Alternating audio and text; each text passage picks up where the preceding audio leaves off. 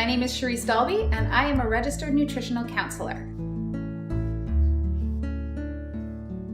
My story really began as a child. I was always told I was too sensitive and too emotional, and that led me to believe I had some lack of control in my life, and it really came out in the foods that I was eating.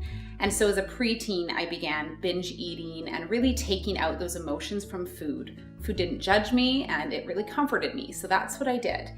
But I ended up getting clinically diagnosed as depressed. And instead of that being a stepping stone to change, it just made me feel like I had a reason for why I was acting the way I was. And so I continued on that path. I really wasn't ready to change. But one day I woke up and realized I didn't want to feel like this anymore. I didn't want to feel sad. I didn't want to feel angry. And once I was ready to make that change, that's when I realized things like food was more than just calories. It was actually fuel and had a purpose in my body. So at 22 years old, I decided that I was going to become a nutritionist, and I began schooling for that. And at 23, I had my twins. And I was really surprised to find that the first stage foods are all the highest sugar content fruits and vegetables.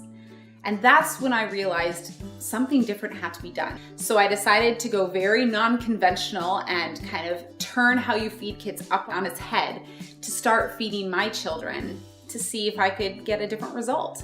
So we fed them differently and it worked. And so that was really the driving force behind my passion for helping children. Hi, how are you guys? Come on in. How are you guys? Good, thank you. I'm not looking to make people change their life by ridding everything they do. I'm just trying to encourage people to take the life they're in now and tweak it.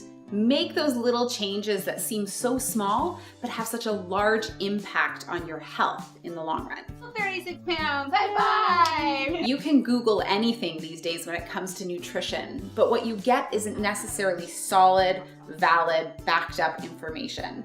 So I like to have a place where people can come, a safe place where they can ask their questions and I'll answer them. You don't have dairy in your plan, so if something's bothering you, then I would say you need to keep a bit of a food journal, and then we can take a look over that. I've had to overcome a lot to continue doing what I'm doing, starting at the very beginning when I had an eating disorder and depression, going on to having kids so young and trying to run a business in the evenings. You know, you get those things that are discouraging.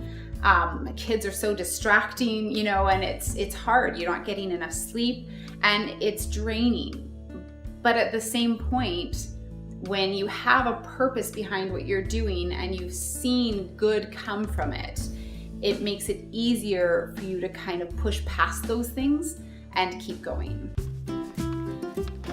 I'm really inspired by my faith in my family. Seeing my kids go against the grain at such young ages is a really big inspiration. TV is not a big part of our life. My kids don't really watch it because that doesn't get them moving. So we love to spend time, whether it's training for a race or maybe it's just getting outside, playing basketball, playing at the park. But so long as it's not raining, you're gonna find us outside trying to move our bodies and being active in some way.